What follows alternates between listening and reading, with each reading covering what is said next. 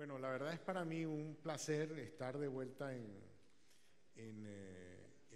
Cartagena, esta ciudad mágica, fantástica, y estar en esta reunión que ha sido tan interesante y que me ha dado la oportunidad de aprender tanto de lo que está ocurriendo en Colombia y de lo que están pensando en las cajas. Y entonces me pasé la noche tratando de arreglar mi presentación para no hablar de temas totalmente no relacionados, sino de pronto de puntualizar ciertos aspectos que puedan ser de interés para las personas responsables en administrar las cajas de compensación familiar que están aquí presentes. Pero debo en todo caso empezar por decir que la ignorancia es atrevida.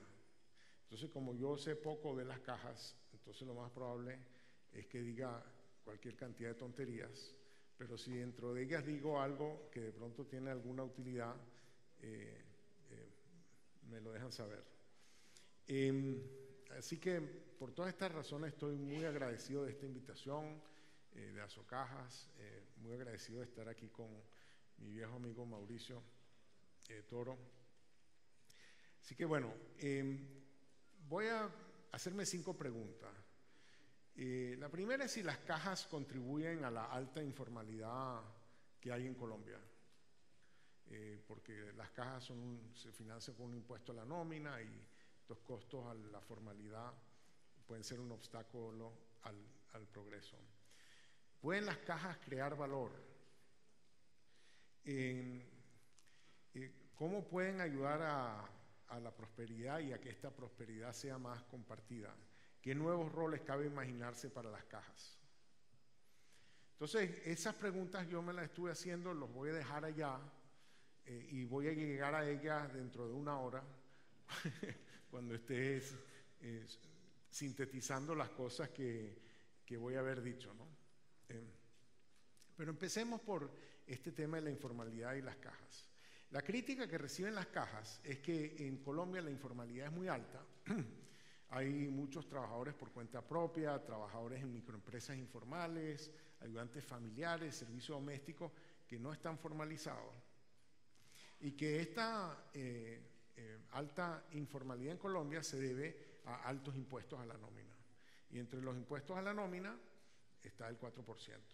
Si uno le pone un impuesto a algo, lo desestimula, ¿no? Si uno le pone impuesto al cigarrillo, le pone impuestos al licor, porque uno no quiere que la gente fume o que tome.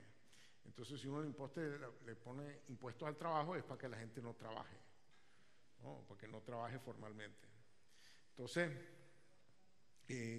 las cajas, como se financian a través del 4% de impuestos sobre la nómina, entonces serían como un impuesto al cigarrillo, pues, para que la gente no trabaje.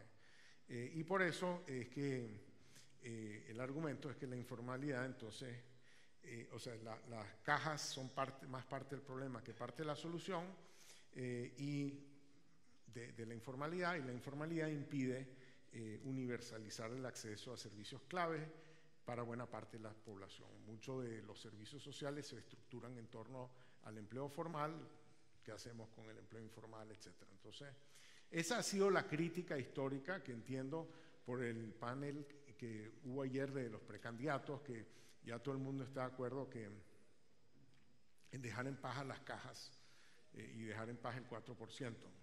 Pero yo creo que la crítica es interesante discutirla plenamente, porque entonces uno podría tener una mejor respuesta a la crítica que la que de otra forma tendría. Entonces, me voy a hacer la pregunta si esta crítica que se le hace a las cajas es o no es válida. Y la primera pregunta que uno se tiene que hacer es si este 4% es un impuesto o es el precio de una prestación, ¿no? Entonces, los trabajadores y las empresas sientan que este 4% es un impuesto o sienten que es el pago por algo que están recibiendo a cambio.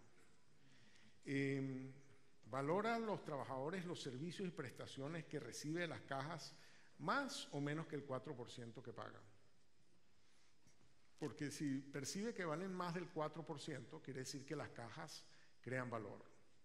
Si perciben que vale menos del 4%, quiere decir que tiene algún elemento de impuesto.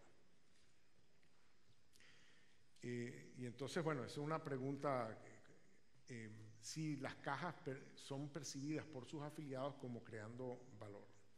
Y si tienen y crean valor, ¿cómo pueden maximizar su impacto positivo?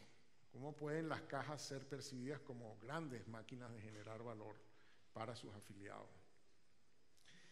Entonces, para eso yo voy a adentrarme a hacer una pequeña interpretación o descripción de cómo es la producción moderna en el mundo de hoy, una producción moderna que no le llega a todos los colombianos, que le llega a una parte de los colombianos, pero no a todos los colombianos, y muchos de los colombianos no llegaron, digamos, a la modernidad, se quedaron, en cierto sentido, en la informalidad. Y obviamente que el secreto de la producción moderna es la tecnología. Y es muy fácil llegar a acuerdos sobre cosas si uno usa palabras que nadie sabe exactamente lo que quieren decir. Entonces yo digo que el secreto de la prosperidad es la tecnología. Mientras yo no defina qué carrizo quiero decir yo con tecnología, todo el mundo va a estar de acuerdo. Entonces la pregunta es, ¿qué significa tecnología? Y yo voy a decir que tecnología en realidad significa tres cosas muy diferentes. En realidad no muy diferentes, son tres formas de conocimiento. La tecnología es conocimiento, pero son tres formas muy distintas de conocimiento. En primer lugar es conocimiento expresado en forma de herramientas. O sea, maquinarias, herramientas con las cuales hacer cosas. Lo llamamos conocimiento incorporado porque el conocimiento necesario para hacer estas máquinas está en la máquina. Usted no tiene que saber cómo se hace un teléfono celular para usar un teléfono celular. O sea, el conocimiento está incorporado a la máquina misma. Entonces, es conocimiento incorporado, llamémoslo, las herramientas. La segunda cosa que es la tecnología son los códigos, las recetas, los protocolos, las patentes, lo llamamos conocimiento codificado, porque uno lo puede codificar y lo puede poner en un documento, en un libro, ¿no? En unas tablas, etcétera, en unas recetas, unos manuales. Ahora, si esto es lo que es la tecnología, entonces estamos resueltos, porque podemos poner la tecnología en todas partes, en Bogotá y en el Chocó. Porque obviamente que las herramientas las podemos poner en un contenedor y las mandamos a donde sea. Y los códigos los podemos poner en internet, y el que tenga conexión de internet puede recibir cualquier código y cualquier receta y cualquier lo que sea instantáneamente. Y si no tiene acceso a internet, le podemos mandar un libro. Pero resulta que la tecnología, yo dije que eran tres cosas y les he mencionado dos. Para entender la tercera cosa, es bueno entender la respuesta a la pregunta: ¿qué hace usted cuando le duele una muela? Y la pregunta es si usted le pide a su marido o su mujer que baje un artículo de internet y que le arregle el problema, o si usted siente que tiene que ir a un dentista. Y la razón por la que uno va al dentista es porque el dentista usa herramientas, él tiene herramientas, y las herramientas se pueden mandar aquí y allá. El dentista sigue protocolos, pero el dentista mezcla la herramienta y los protocolos con una tercera cosa que está en su cabeza, que es lo que llamamos el saber hacer o el know-how, que le permite que cuando uno abre la boca, ellos ven dentro de la boca de uno cosas que ustedes y yo no vemos. Y que él sabe mover sus manos de una forma tal que ni ustedes ni yo sabemos mover las manos de esa forma. De modo que él puede implementar la tecnología, no solamente porque él tiene las herramientas y los protocolos, sino porque mezcla la herramienta y el protocolo con el know-how, que es lo que llamamos conocimiento tácito. ¿Okay? Entonces, la tecnología son conocimiento incorporado, conocimiento codificado y conocimiento tácito. Y son estas tres cosas. Y lo que va a ser complicado el mover la tecnología es este conocimiento tácito. Por ejemplo,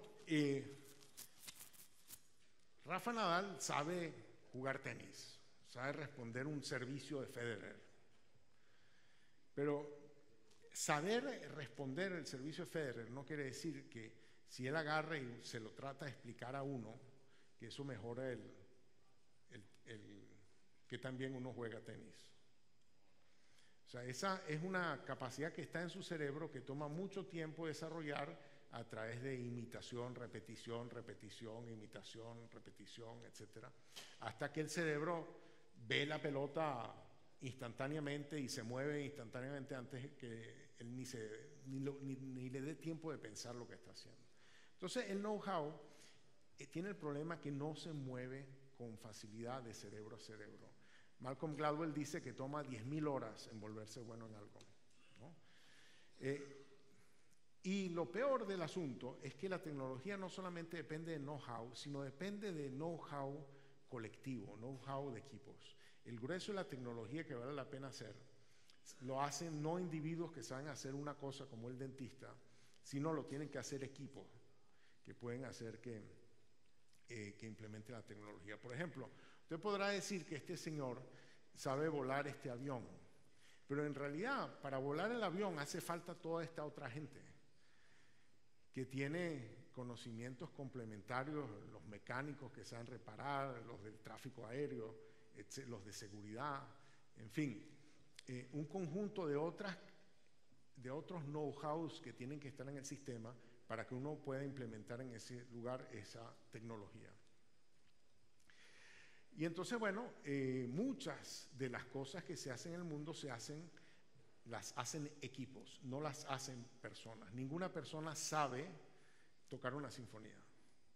Las personas no tocan una sinfonía, las orquestas tocan una sinfonía. Las personas no saben hacer que los trenes salgan a tiempo, ¿no? Las organizaciones saben hacer que los trenes salgan a tiempo.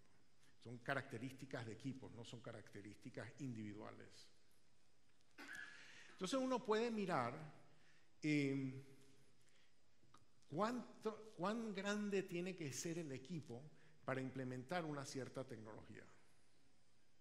Por ejemplo, esta es una familia de agricultores de subsistencia en Ecuador y todos los bienes que están ahí son bienes que esta familia sabe hacer. O sea, uno podría decir que el know-how necesario para hacer estos productos reside en esta familia. Y esta familia es una familia bastante autónoma. Ellos no tienen que depender mucho de nadie. Lo que ellos van a comer se lo hacen ellos mismos y sus demás cosas ellos se las saben hacer ellos mismos. Uno podría imaginarse que hay familias de carniceros, hay familias de panaderos, hay familias de candeleros y cada uno de ellos sabe hacer un producto. Pero ya ellos ya no son autosuficientes, ¿no? El carnicero tiene que vivir en un sitio donde otra gente le compra carne y él con lo que gana puede comprar papel, y puede comprar pan y puede comprar velas. Pero que esos productos más o menos tienen un conocimiento que reside más o menos en una familia. Ninguna familia sabe hacer estos productos. Y entendemos por qué ninguna familia puede hacer estos productos, porque el conocimiento necesario para hacer una cámara fotográfica pues requiere demasiado talento que tiene que estar en muchas cabezas muy distintas, porque involucra óptica, involucra electrónica, involucra ciencia de materiales, aparatos digitales, etcétera, etcétera, que para poder construir una cosa esa hace falta saber demasiadas cosas que una familia no puede hacer. Y no podría decir que un país hoy en día ni siquiera sabe hacer una de estas cosas, porque este es el avión 787 de Boeing. Supuestamente lo hace Boeing, pero como ven aquí, usa partes de una gran cantidad de empresas que están distribuidas en muchos países del mundo, a pesar de que Boeing tiene 165.000 trabajadores. Con 165.000 trabajadores hacen menos del 15% de las partes y piezas que van en el avión. Y entonces necesita toda esa red gigantesca de gente, no porque van a hacer muchos aviones, sino necesita toda esa red inmensa de gente para hacer el primer avión, porque todo ese know-how está incorporado en hacer este producto. Entonces, los productos van a diferenciarse radicalmente en términos de la cantidad de know-how que requieren. Y la producción moderna típicamente implica mucho más know-how que no cabe en la cabeza de una persona, sino que cabe en una red muy grande de gente que hay que juntar. Y entonces esto me lleva a esta teoría muy simple para pensar la economía, para pensar el desarrollo, que es lo que llamamos la teoría Scrabble del desarrollo, que dice muy sencillamente lo siguiente. Dice que si usted tiene una letra, o sea, en esta teoría, la producción, los productos son como palabras, y se hacen esas palabras juntando letras, que son como capacidades productivas o unidades de know-how. Entonces, bueno, ¿qué productos puede hacer usted, dado el know-how que tiene? Es decir, ¿qué palabras puede hacer usted, dadas las letras que tiene? Esa es la metáfora que estoy usando. Pero esta metáfora nos va a permitir entender una cosa muy importante, y es que los productos que uno puede hacer van a cambiar con las letras que uno tenga de una manera muy interesante, que es que con una letra usted puede hacer esta palabra. Si yo le doy en inglés estas 3 letras, ahora usted puede hacer estas 4 palabras y puede hacer palabras de 3 letras. Pero si yo le doy una letra adicional, ahora puede hacer 9 palabras y palabras de 4 letras. Entonces nótese, con 1 hace 1, con 3 hace 4, con 4 hace 9, con estas 10, de acuerdo al website de Scrabble, pueden hacer 595 palabras. Y si le doy las 26 letras del abecedario, va a poder hacer 500.000 palabras. Entonces, la diversidad de la producción va a aumentar exponencialmente con el número de letras que tenga. Mientras más letras, va a poder combinarlas de formas cada vez distintas, haciendo muchas más palabras. Mientras más letras tenga, más diversificada va a ser su producción. Y mientras más letras tenga, más largas pueden ser las palabras que uno puede hacer. Y uno puede imaginarse que una palabra más larga en Scrabble por lo menos vale más puntos. Entonces, bueno, van a ser palabras más valiosas, como tremenda palabrota larga esta, la del avión que le presenté, que usa turbina, tren de aterrizaje, aviones, etcétera, etcétera, ¿no? Entonces, si uno se pregunta cuál es la diferencia entre esta tecnología y esta tecnología, y se pregunta por qué hay gente en el mundo que hace las cosas así, si el mundo ya sabe hacer las cosas así. ¿Qué es lo que uno ve cuando ve estas 2 fotos? Y entonces uno se preguntará, ¿será que este señor de aquí tiene más know-how que este señor de aquí? Bueno, este señor de aquí, él probablemente hace sus propias semillas, hace sus propios fertilizantes, cuida sus propias herramientas, pronto hace y repara sus propias herramientas, tiene que decidir cuándo plantar, cuándo no plantar, cuándo cosechar, cuándo no cosechar. Este señor de aquí, de pronto lo que él sabe es de manejar este tractor. Si se le echa a perder el tractor, llama a un mecánico. Él del tractor no sabe hacer nada. El tractor usa gasolina, menos sabe de gasolina. No sabe buscar petróleo, no sabe refinar petróleo. Usa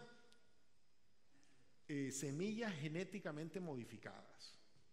Él realmente no sabe lo que significa eso de genéticamente modificada. Él usa unos fertilizantes industriales que no tienen la menor idea cómo se hacen, unos agroquímicos, unos insecticidas. Él está usando todas esas cosas. De modo que él realmente no tiene que ser un genio. Él es una letra, pero participa con una gran cantidad de otras letras en hacer una palabra mucho más larga que esta palabra.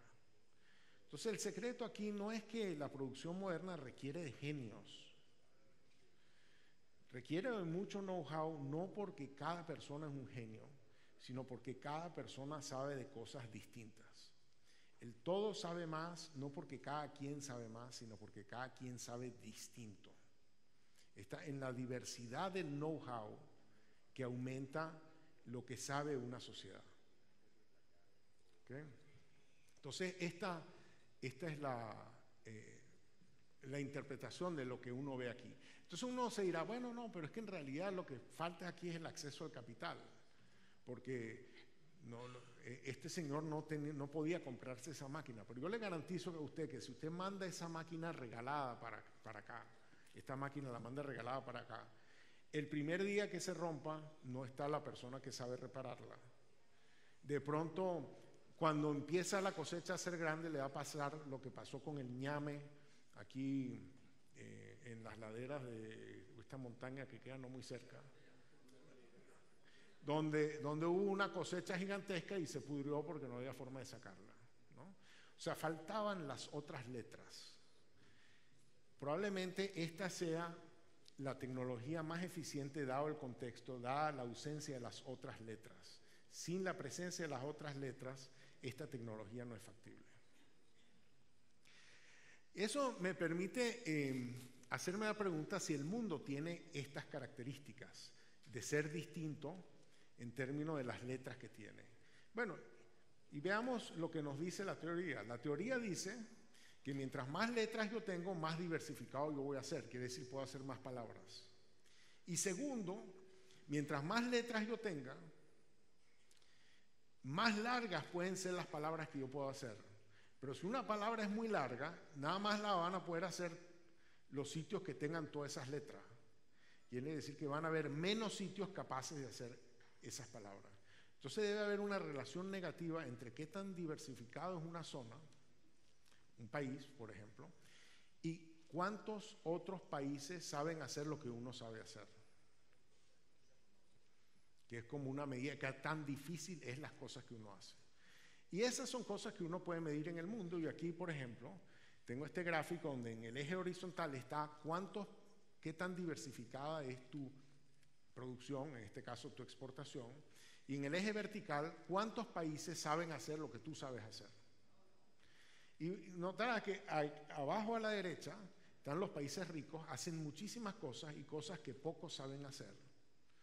Y arriba a la izquierda están los países pobres que hacen pocas cosas y cosas que todo el mundo sabe hacer. Y esto es lo que saldría si uno se imagina que los países ricos tienen muchas letras y los países pobres tienen pocas letras.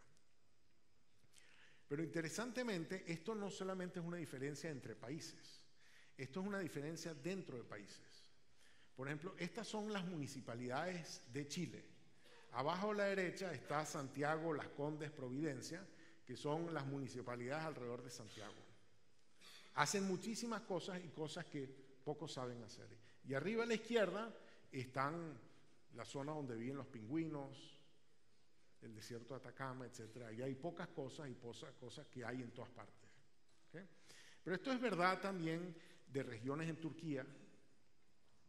Por ejemplo, hay 400 industrias que existen en Istambul y no en Izmir, que es la segunda ciudad más grande de Turquía. Y 100 más que hay en Izmir y no en Ankara, que es la capital. ¿No? Y después tiene allá arriba la región kurda, la frontera con Irak y Siria. Estos son estados mexicanos. La misma cuestión. O sea, está el DF, está Nuevo León y después arriba está Chiapas en dirección contraria. Están estos distritos en Sri Lanka. Está la capital, Colombo, a la derecha, y las zonas pobres producen pocos productos y productos que se hacen en todas partes, quiere decir deben tener pocas letras. E interesantemente, esto es verdad de Colombia. Entonces hay una gigantesca diversidad en las cosas que se producen en los distintos departamentos de Colombia. Por un lado tienen a Bogotá, Antioquia, el Valle del Cauca y el Guaviare, etcétera, están en la otra esquina. Entonces, uno se pregunta, ok, bueno, ya está muy claro, el secreto del desarrollo es tener más letras y usarlas para hacer más palabras y palabras más largas. Entonces la pregunta es cómo se accede a las letras para poder hacer palabras más largas. Bueno, para producir uno necesita ¿qué letras? Bueno, muchas cosas.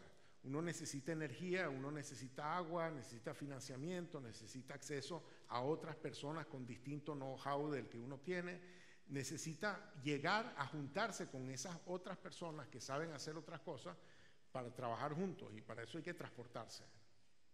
Entonces, bueno, energía, esta es una forma de transportar energía. Esta es otra forma de transportar energía, ¿no? Y yo diría que esta forma de transportar energía es más barata que esta forma de transportar energía, incluso para esta señora. Y sin embargo, uno ve en el mundo que hay gente que transporta energía de esta manera y otros que transportan energía de esta manera. Y uno se pregunta por qué. Esta es una forma de transportar agua y esta es otra forma de transportar agua. Esta forma de transportar agua es típicamente más barata que esta forma de transportar agua. Y uno se pregunta por qué. Ya inventamos esta forma, ¿por qué usamos esta forma? Para ir al trabajo, esta es una forma de ir al trabajo. Esta es otra forma de ir al trabajo. Y la gente se pregunta por qué uno hace la forma, uno va al trabajo de esta forma, siendo que podía ir al trabajo de esta forma.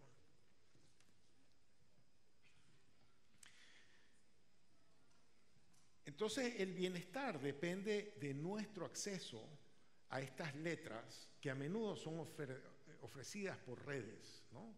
La red eléctrica, la red de agua y saneamiento, la red de aseo urbano, la red vial, la red de transporte urbano, que está por encima de la red vial, ¿no?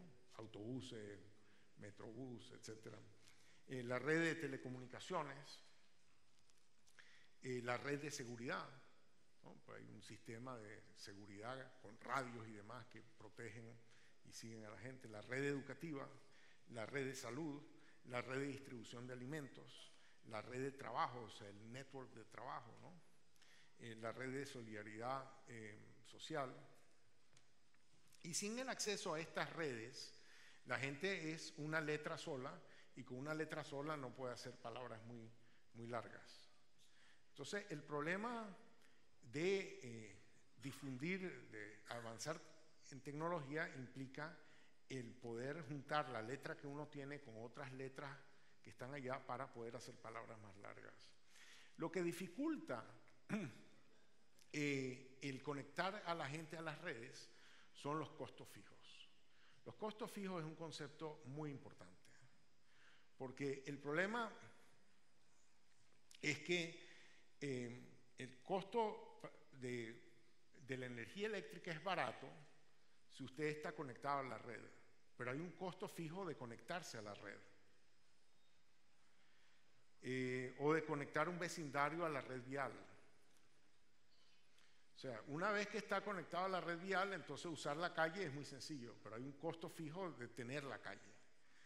Hay un costo fijo de abrirle la cuenta bancaria a una persona y después mandarle los informes, etcétera, ¿no? Hay un costo fijo de acceder al Transmilenio, hay que montar el Transmilenio, o de gozar de un parque biblioteca, ¿no? Hay que crear el parque biblioteca. Pero una vez que está creado, el costo variable de usar esas cosas es mucho más bajo, y más bajo que la alternativa. O sea, una vez que la casa está conectada a la red eléctrica, es más barato consumir energía vía electricidad que ir al bosque a buscar leña. Ahora, estos costos fijos crean una trampa de la pobreza. Es un concepto importante. La trampa de la pobreza viene porque si un cliente va a ser pobre, no es negocio pagar el costo fijo para conectarlo a la red. Si una persona va a tener poca plata en el sistema bancario, uno no va a recuperar el costo de abrirle la cuenta y de mantenerle la cuenta. Si una persona va a consumir poca energía eléctrica, uno no va a recuperar el costo de conectar su casa a la red. Ahora, si uno no los conecta, van a ser improductivos y por lo tanto van a ser pobres, ¿no? Entonces, como son pobres, uno no los conecta, y como uno no los conecta, los condena a la pobreza. ¿Ok? Entonces, esto es muy importante porque el que la gente pueda mezclar su letra con otras letras implica acceso a redes que tienen esta característica de tener un costo fijo. Y el costo fijo causa esta trampa de la pobreza. ¿Cómo puede uno reducir el problema de la trampa de esta trampa de la pobreza? Bueno, esencialmente a través de dos mecanismos. Uno, bajando los costos fijos, que típicamente involucra tecnología, y otro es compartiendo los costos fijos mediante algunas políticas públicas. Entonces les voy a hablar de estas dos vías para reducir los costos fijos, porque creo que permiten pensar un cierto rol que pueden jugar las cajas en la reducción de la pobreza, en la difusión tecnológica y en el progreso. ¿Okay? En Kenia hay 81 celulares por cada 100 personas. Bueno, es un número alto, parece, ¿no? Pero lo interesante no es el número 81, lo interesante es el siguiente número, que en Kenia 23% de la gente tiene acceso a la electricidad. Y ustedes se preguntarán, un momento, ¿cómo es esto? El 81% de la gente tiene acceso a la telefonía celular y solamente menos de un cuarto de la gente tiene acceso a la electricidad. Pero no es que la electricidad se inventó un poquito antes que la telefonía celular. Es que no le dio tiempo a la electricidad de difundirse, pero sí le dio tiempo al teléfono celular de difundirse. ¿Cuál puede ser la diferencia entre la electricidad y el teléfono celular? Los costos fijos. Cuando los costos fijos son bajos, las tecnologías se difunden. Cuando los costos fijos son altos, las tecnologías no se difunden. ¿Okay? Entonces, una estrategia, obviamente, la telefonía celular permitió reducir el costo fijo de conectar una familia a la red telefónica, porque no hacía falta cables de cobre, etcétera, etcétera. Pero hay una gran cantidad de otros ejemplos tecnológicos de cómo se bajan los costos fijos. En India, por ejemplo, el 200%, o sea, el número de teléfonos celulares, de líneas celulares, es 200% de la población. O sea, en promedio cada indio tiene 2 teléfonos. No sé cómo hace para hablar a la vez por 2 lados, pero bueno. Pero en India el 6% de la gente tiene teléfono fijo. Y de nuevo, no es porque la telefonía fija es una tecnología nueva que no ha tenido tiempo de difundirse. La tecnología fija le lleva casi un siglo a la telefonía celular. La tecnología fija no se difundió, la tecnología celular se difundió. ¿Por qué? Básicamente porque los costos fijos son más bajos para la telefonía celular. El microcrédito, el crédito no se había expandido hacia la gente más pobre porque el costo fijo de evaluar un crédito, evaluar al cliente, etcétera, no se iba a compensar con la magnitud del crédito. Bueno, entonces se pusieron creativos y se pusieron a inventar créditos a grupos solidarios, con corresponsabilidad, etcétera, para que entonces el préstamo sea más grande y hay un cierto monitoreo entre las personas que reduzcan el costo. Eso fue una innovación para reducir costos. Ahora hay una cierta emoción en África, por ejemplo, que ha bajado tanto el costo de los paneles solares que ahora uno puede imaginar ofrecer energía eléctrica en un pueblo sin tener que conectar el pueblo a la red eléctrica. Y entonces de pronto uno puede universalizar el acceso a la electricidad de forma que antes no era factible, ¿okay? Porque los costos fijos han colapsado. Entonces la tecnología definitivamente es nuestra amiga y innovaciones en reducir costos fijos pueden ser sumamente importantes para aumentar el acceso de la gente a las otras letras. Y en esto uno se tiene que preocupar, ¿no? Porque aquí tengo la penetración de Internet en Colombia comparado con Estados Unidos. Y si notamos estas dos curvas de penetración, Estados Unidos llegó al 60% de acceso en el año 2003 y Colombia todavía no llega al 60% de acceso 14 años después. Entonces, eso implica también que hay mucha gente que no puede conectarse a esta letra, ¿no? Y eso implica que todo, o sea, le pone un límite a Uber, entre otras cosas, ¿no? Porque Uber supone acceso al Internet, ¿no? Entonces, una forma de reducir esta trampa es con tecnología, bajando los costos, ¿no? La otra es compartiendo los costos fijos mediante políticas incluyentes. Entonces, déjame hablarle un poco de eso. Todo el mundo en Estados Unidos sabe que en 1776 fue su declaración de independencia y su constitución, etc. Es menos sabido que lo que llamaban en esa época el Congreso Continental, antes de la declaración de independencia, en 1775, un año antes de declarar la independencia, declaró la creación del sistema de correo. Ahora, ubíquense un poco en 1775. ¿Cuál es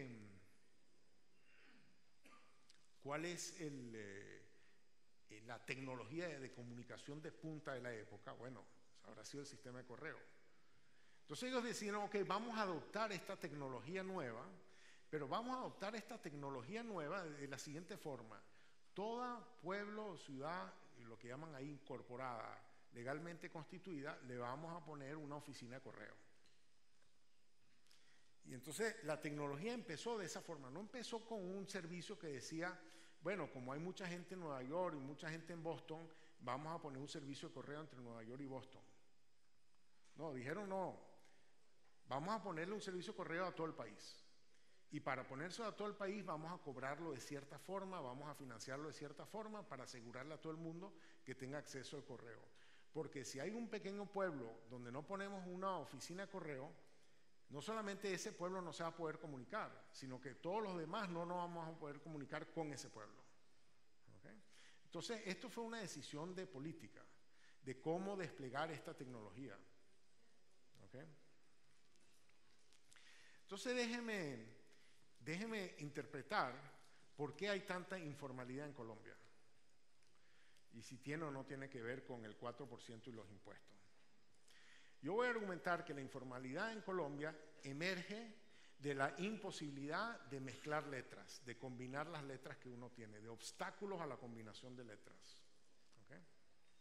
Por ejemplo, si yo voy a hacer una película, bueno, necesito contratar a toda esta gente. Y ustedes se han visto que cuando termina una película dicen fin, pero es mentira, ese no es el fin. Ellos siguen después poniendo nombres y más nombres y más nombres en la pantalla.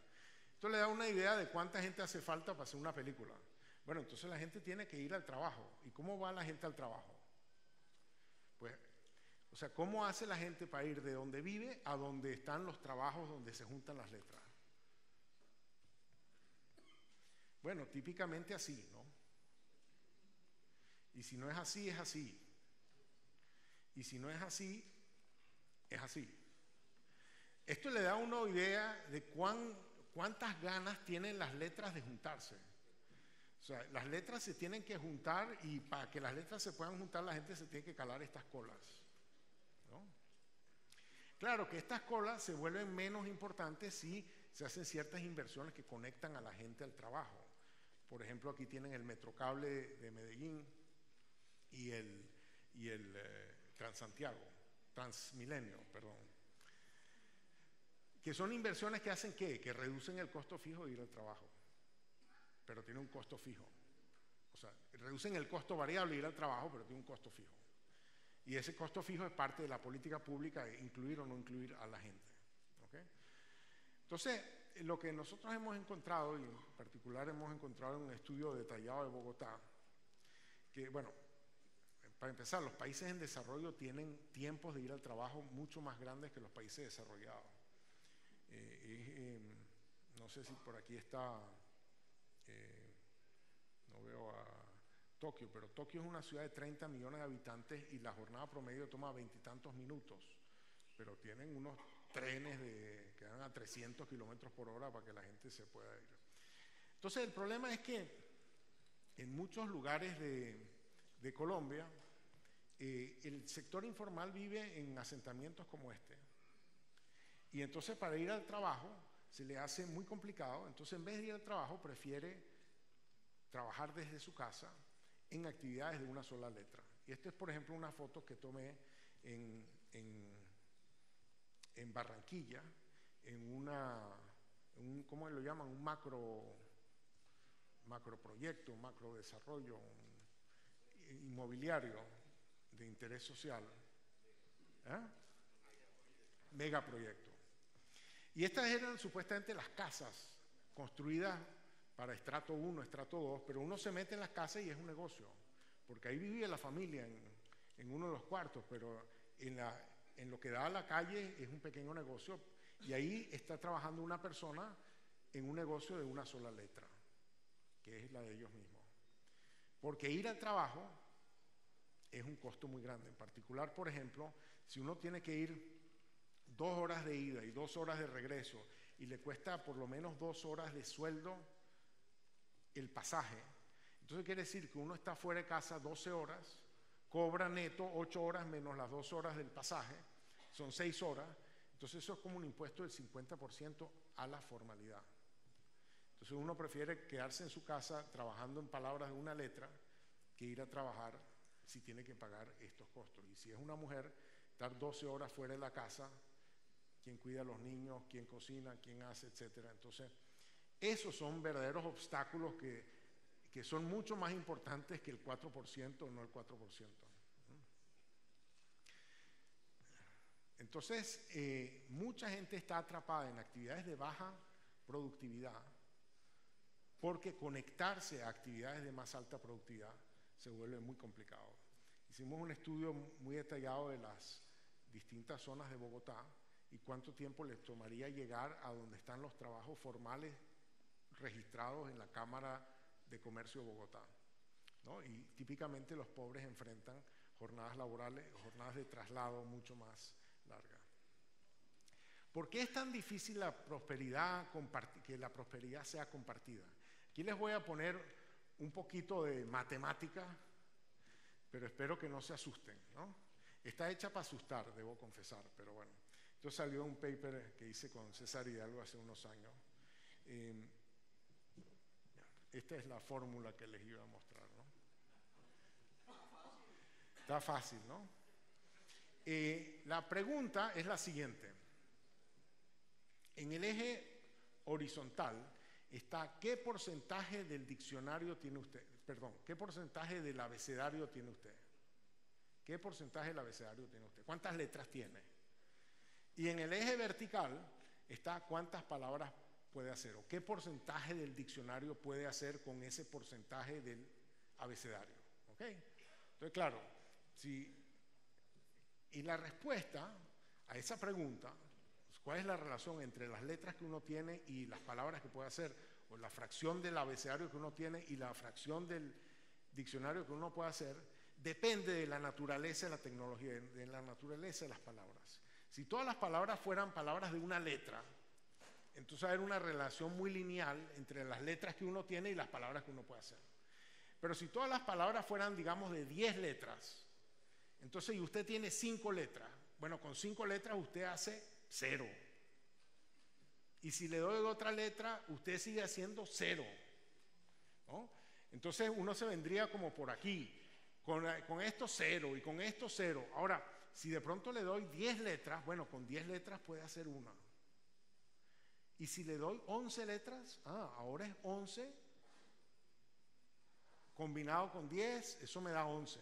Y 12 letras, ahora es 12 por 11 dividido 2, 66. Entonces de pronto cuando ya empiezo a tener más letras, ahora puedo hacer muchas palabras. Y la pregunta es cómo es el mundo en el que vivimos. Y nosotros desarrollamos un método para saber si el mundo es más o menos lineal en su relación entre letras y palabras o si es así muy convexo. ¿Okay? Y lo que encontramos estimando esto para el mundo es que el mundo es muy convexo. Y esto es una pésima noticia. Esto es una pésima noticia, sobre la naturaleza del mundo en el que vivimos. Es una pésima noticia. Porque dice que si usted tiene pocas letras, no solamente que puede hacer pocas palabras, sino que tiene muy poco incentivo en acumular más letras. Porque si usted tiene 5 letras y necesita 10, el que yo le dé una más o 2 más no le hace ninguna diferencia. Pero si usted tiene 12 letras y yo le doy una más, bueno, con una más la puede combinar con las otras 12, hacer una gran cantidad de cosas. Entonces eso es lo que hace, esto va a ser una máquina de desigualdad. Esto es lo que explica la enorme desigualdad de productividad entre regiones. Que los sitios que tienen muchas letras van a tener enormes incentivos en tener más letras, y los sitios que tienen pocas letras no les negocio ni siquiera tener más letras, porque igual no pueden hacer nada con ellas. Porque las palabras son relativamente largas y a menos que tengan todas las letras no pueden hacer la palabra. Entonces, eso nos lleva a la pregunta, ¿qué es mejor? Si poner algunas letras en todas partes o todas las letras en alguna parte, ¿no? Y uno diría, bueno, seamos democráticos, equitativos, etcétera, pongamos algunas letras en todas partes, así tratamos a todo el mundo igual. Pero si ponemos algunas letras en todas partes, de pronto en ninguna parte vamos a poder hacer nada. Pero si ponemos todas las letras en alguna parte, por lo menos en un sitio va a haber algo. Y de hecho, eso es lo que el mundo nos dice de cómo está estructurado. Si uno mira el PIB de Estados Unidos, de Canadá, de Italia, está hiperconcentrado geográficamente en muy pocos sitios. Porque a las letras les gusta juntarse. A las letras les gusta juntarse donde hay muchas otras letras, porque la producción moderna requiere de esa diversidad, ¿no?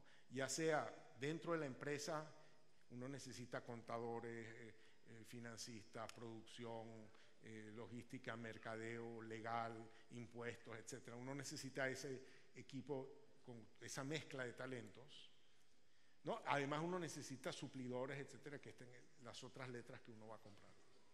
Estados Unidos es impresionante. Estados Unidos es una megalópolis entre Washington y Boston, otra megalópolis alrededor de Chicago, otra megalópolis entre San Diego y San Francisco, y el resto es un parque nacional. Exagero un poco, creo, pero bueno. Entonces, esto nos lleva a hacernos la siguiente pregunta. Cuando hablamos de desigualdad, ¿de cuál desigualdad queremos hablar? ¿Queremos hablar de la desigualdad en el reparto de la torta? ¿Cómo nos vamos a repartir la torta que estamos cocinando? ¿O debemos preocuparnos en la desigualdad de las tortas? Que estamos en distintas regiones del país, en distintas partes de la ciudad, haciendo tortas de tamaños radicalmente distintos. Que no importa esas tortas chiquitas que estamos cocinando, ¿cómo la va usted a picar? Esa torta es muy chiquita.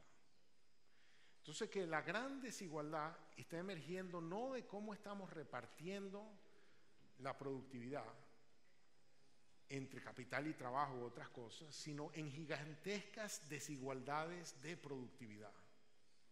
Gigantescas desigualdades de productividad, porque en algunos sitios se pueden hacer palabras largas que valen mucho y en otros sitios están condenados a hacer palabras muy cortas porque hay muy pocas letras en esos lugares. Y las únicas palabras que se pueden hacer son palabras cortas que se hacen en todas partes. Entonces esto me lleva a una reflexión de la diferencia entre inclusión y redistribución.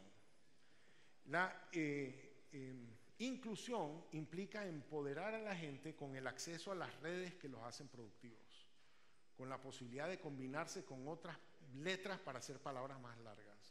Entonces, la inclusión es incorporar a la gente a la productividad.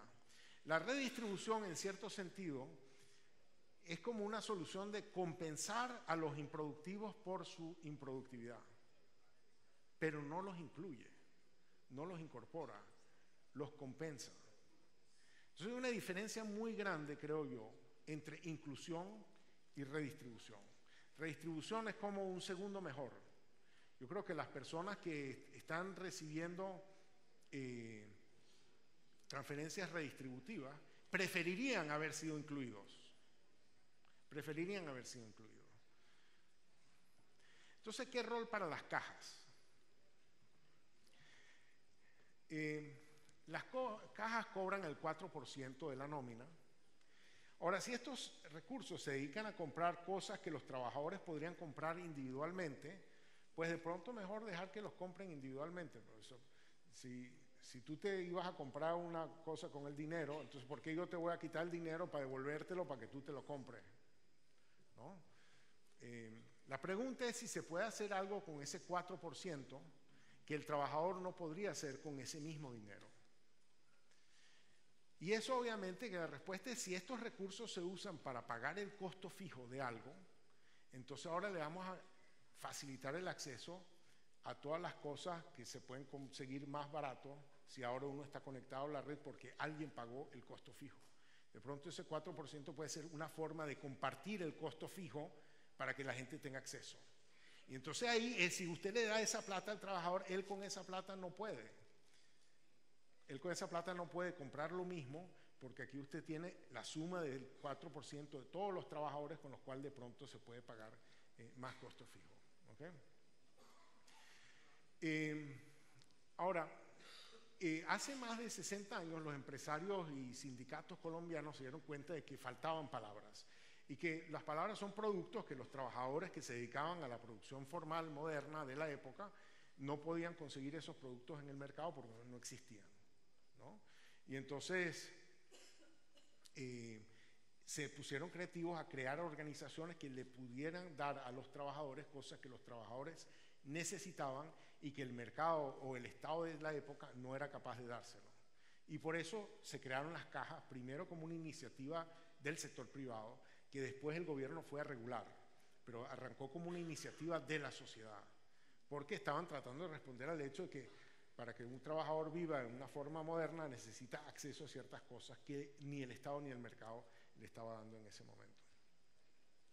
Entonces las cajas desarrollan ciertas capacidades, llámanlo letras, que les permiten producir ciertos servicios, ciertas palabras, ciertas prestaciones para sus clientes, para sus afiliados. Y a medida que uno ve en estos 60 y pico de años de historia de las cajas, han estado acumulando más letras y haciendo más palabras, palabras más largas, más complejas. Me están contando en el almuerzo que con el subsidio tiene una red de farmacias, con Fama ofrece microseguros y que los puede ofrecer, ¿por qué? Porque puede negociar con Sura el hecho de que tiene 4 millones de clientes y entonces de pronto puede amortizar los costos fijos de acceder a 4 millones de clientes porque los tiene afiliados, etcétera, y entonces pueden comprarle cosas a los trabajadores que los trabajadores no podrían comprar individualmente por su cuenta, ¿no? Y entonces se ha metido en un conjunto de cosas en educación, en salud, en vivienda, en recreación, en microfinanzas, en microseguros, en esparcimiento. Visité un par de parques, bibliotecas ya en Medellín en su momento. Entonces, ¿qué implicaciones me deja esto para pensar el rol de las cajas, ¿no?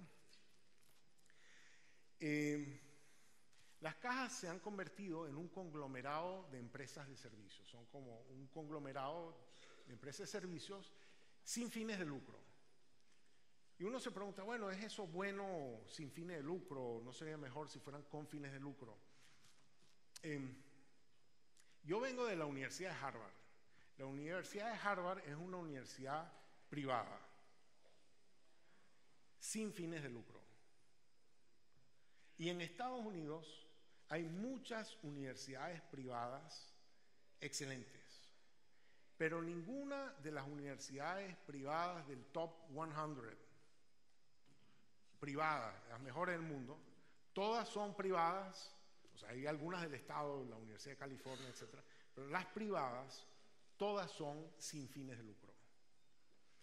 Porque por alguna razón hay ciertas cosas que es más fácil organizarlas como entidades sin fines de lucro que como entidades con fines de lucro. O sea, y si Harvard es Harvard, a pesar de ser sin fines de lucro, no creo que tenga ninguna connotación negativa el que sea sin fines de lucro. Yo creo que el hecho de que sea sin fines de lucro facilita organizar ciertas cosas mejor, porque aclara los incentivos, No es que la persona que está del otro lado está tratando de maximizar su utilidad, está tratando de hacerte un bien. Yo creo que estas organizaciones tienen una capacidad creciente de crear valor y una capacidad que es reconocida tanto por el gobierno, por el sector privado, por los organismos internacionales que a menudo quieren asociarse con las cajas. Entonces, ¿qué cosas podrían hacer las cajas distinto de lo que están haciendo ahora? A mí siempre me ha gustado la frase que dice que todo lo que vale la pena hacer, vale la pena hacerlo mejor. Entonces, bueno, hay una gran cantidad de cosas que las cajas hacen hoy y uno se puede imaginar que pueden hacer más y mejor de lo que ya están haciendo y que eso sea por lo menos una línea de actuación. Una segunda línea de actuación es intermediación laboral. Hay muchos costos de acceso al mercado laboral que tienen que ver con el hecho de yo soy una empresa, tengo una vacante, estoy buscando una persona, no conozco a las personas, tengo que entrevistar a las personas, tengo que evaluar a las personas, etcétera. Bueno, hay de pronto mucho del conocimiento de las personas que lo debería poder recolectar las cajas a través de la historia laboral de sus personas y reducir los costos de evaluación laboral para facilitar el acceso al trabajo. Entrenamiento para el trabajo. Hay mucha plata en el SENA para financiar programas de entrenamiento, pero hay poca gente que organiza programas de entrenamiento. Y el hecho de tener una organización que tiene que ver con relaciones con los empresarios y con los trabajadores podría convertirlos en unos oferentes interesantes de entrenamiento laboral. Y de nuevo, el entrenamiento laboral es como un costo fijo al trabajo, que si uno tiene el entrenamiento ahora puede ganar más por cada hora de trabajo que gane. Red de emprendedores. No todos los trabajadores quieren ser trabajadores por toda su vida. De pronto se pasan 10 años trabajando, acumulan un cierto know-how y de pronto, bueno, es el momento de usar ese know-how para construir su propia empresa. Bueno, y ese tránsito del trabajo al emprendimiento, hay un rol para las cajas en eso. Es una forma de crear empleo para otras personas que también podrían ser incorporadas a la modernidad. Seguros y pensiones. Reduciendo estos costos de monitoreo de acceso a una clientela, porque uno podría negociar en grupo a favor de los afiliados. Y la internacionalización, a mí me parece interesante. Me cuentan que las farmacias de Colsubsidio están en todo el país, no es que como Colsubsidio es de Bogotá, la farmacia tenía que ser solamente en Bogotá. A medida que se vayan expandiendo los servicios, esos servicios no tienen por qué estar limitados por el espacio geográfico de la caja. Igual como empresas públicas de Medellín, supuestamente era de Medellín, bueno, o sea, es propiedad de Medellín, pero ahora es una multinacional. Entonces, lo mismo podría estar ocurriendo con las cajas. Entonces, mi mensaje central es que debemos entender qué es lo que hace el mundo ineficientemente desigual. ¿Qué es lo que impide a la gente acceder a la formalidad y al trabajo y a la modernidad? Y entonces reimaginarse qué rol pueden hacer las cajas para que este proceso sea más eficiente. Muchas gracias.